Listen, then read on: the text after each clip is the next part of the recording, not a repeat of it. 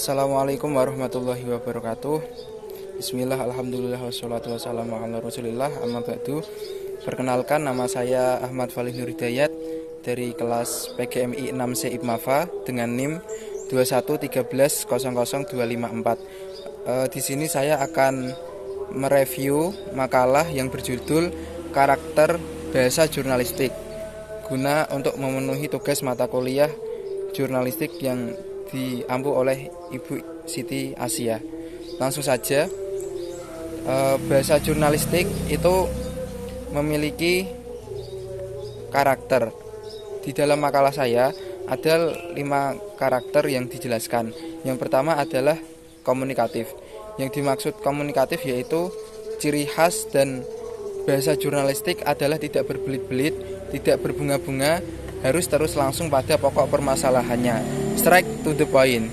Jadi bahasa jurnalistik harus lugas, sederhana, tepat diksinya, dan menarik sifatnya. Bahasa jurnalistik yang memenuhi tuntunan tersebut akan menjadi bahasa yang komunikatif, bahasa yang tidak mudah menimbulkan salah paham, bahasa yang tidak mudah menimbulkan tafsir ganda, dan bahasa yang dicintai atau digemari massa. Contoh, kehidupan artis selalu menjadi sorotan masyarakat. Nah, dengan kalimat itu kan bisa kita pahami bahwasanya fungsi komunikasinya itu ada, komunikatif atau para pembaca bisa menangkap dengan mudah, seperti itu. Yang karakteristik yang kedua adalah spesifik. Spesifik yaitu bahasa jurnalistik harus disusun dengan kalimat-kalimat yang singkat-singkat atau pendek-pendek. Bentuk-bentuk kebahasaan yang sederhana, mudah diketahui oleh orang banyak, dan gampang dimengerti oleh orang awam harus senantiasa ditonjolkan atau dikedepankan di dalam bahasa jurnalistik. Jadi, kata-kata yang muncul mesti spesifik sifatnya dan denotatif maknanya, sehingga tidak memungkinkan terjadinya tafsir makna yang ganda. Contoh, misalnya judul artikel, Presiden Joko Widodo mengumumkan kenaikan harga BBM. Nah, dari kalimat itu bisa kita pahami bahwasanya harus spesifik. Bahasa jurnalistik itu harus spesifik, rinci, detail. Tidak boleh ada maksud yang lain, seperti itu.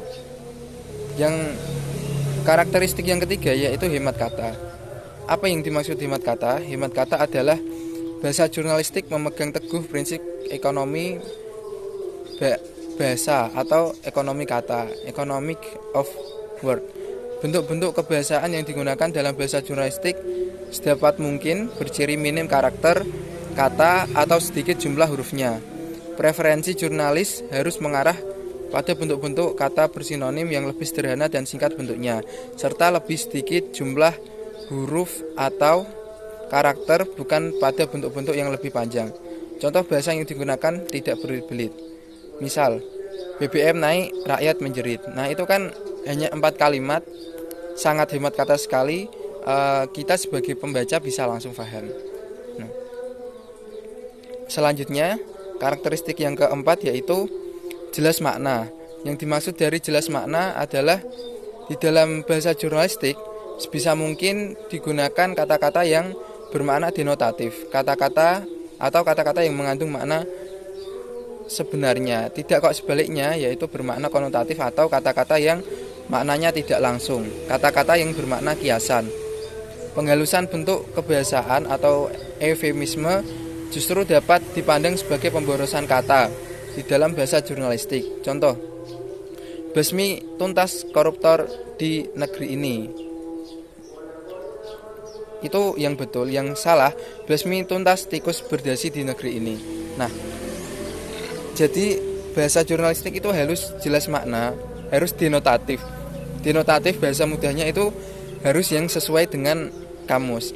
Kalau kalimat yang pertama tadi basmi tuntas koruptor di negeri ini.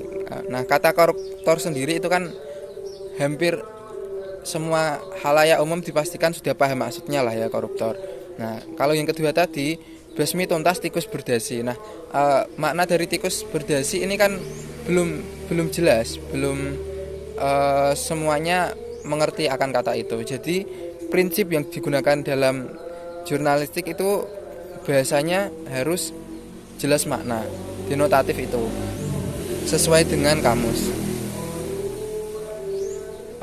Selanjutnya karakteristik yang terakhir, yang kelima, yaitu tidak mubazir atau tidak klise.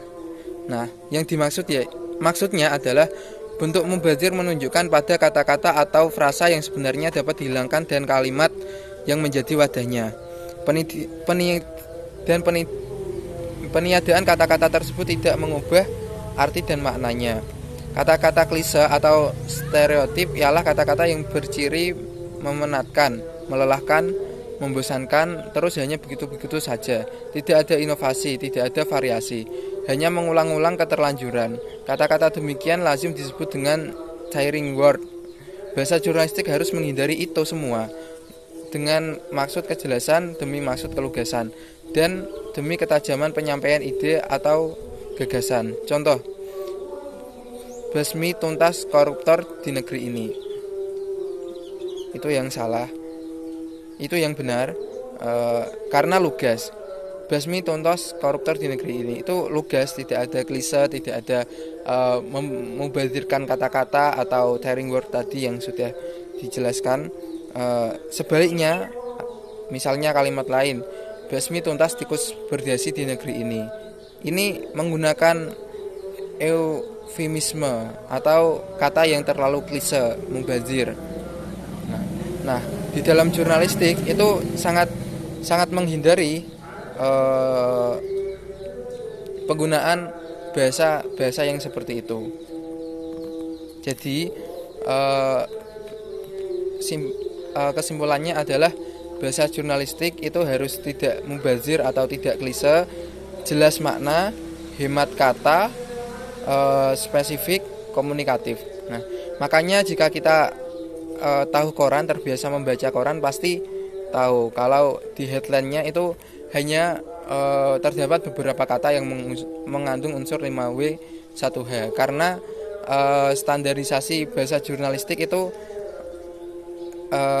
bisa disimpulkan adalah harus bisa dipahami dengan mudah oleh semua elemen masyarakat, tidak hanya kaum akademis atau intelektual saja atau cendekiawan saja yang dapat menikmatinya, tapi masyarakat awam, petani, nelayan, guru, atau bahkan masyarakat yang kurang pendidikan pun itu agar bisa memahami produk dari jurnalistik. Maka dari itu ada karakter-karakter dalam bahasa yang akan digunakan di jurnalistik seperti yang sudah saya jelaskan itu tadi. Baik, demikian review makalah dari saya. Kurang lebihnya mohon maaf.